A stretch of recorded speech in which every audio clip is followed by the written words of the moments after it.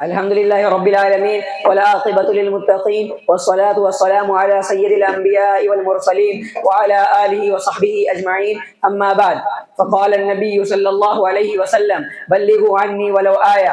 محترم سامعین، آج کی اس انجمن میں جس موضوع پر بولنا چاہتا ہوں وہ ہے دعوت دین۔ دعوت کا لغوی معنی بلانے اور پکارنے کے ہیں، اس لیے بلانے اور پکارنے کے ہیں، اور شریعت میں دعوت کا معنی ہے اللہ کے پسندیدہ دین اسلام کی طرف لوگوں کو بلانا اور اللہ کے پیغامات و احکامات سے لوگوں کو آشنا کرنا ہے۔ عبداللہ بن عمرو بن عاص رضی اللہ عنہ سے روایت ہے کہ نبی صلی اللہ علیہ وسلم نے فرمایا، بلغوا عنی ولو آیہ، پہنچاؤ میری جانب سے اگرچہ ایک ہی آیت ہو۔ اللہ کے رسول صلی اللہ صلی اللہ علیہ وسلم کی حدیث کا یہ تقاضا ہے کہ ہمیں لوگوں تک اپنے قول و عمل سے دعوت دینی چاہیے، اور ہم پر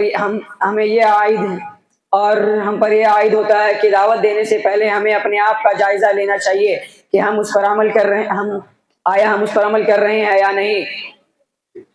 میرے اللہ کے اس قول کی وجہ سے، یا ایھا الذین آمنوا لما تقولون ما لا تفعلون، اے ایمان والو کیوں تم ایسی باتیں کہتے ہو جو تم خود نہیں کرتے۔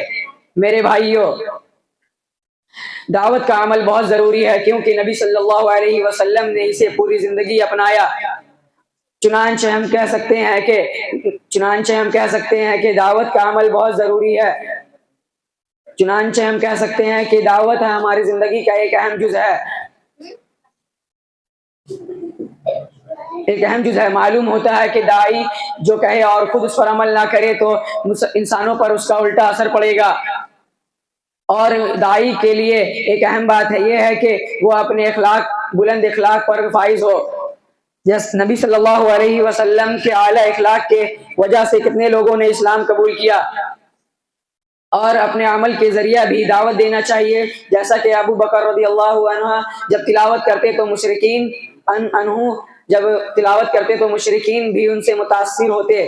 جلد ہی ایک عورت نے نماز سے متاثر ہو کر اسلام قبول کیا۔ کیا ہی خوب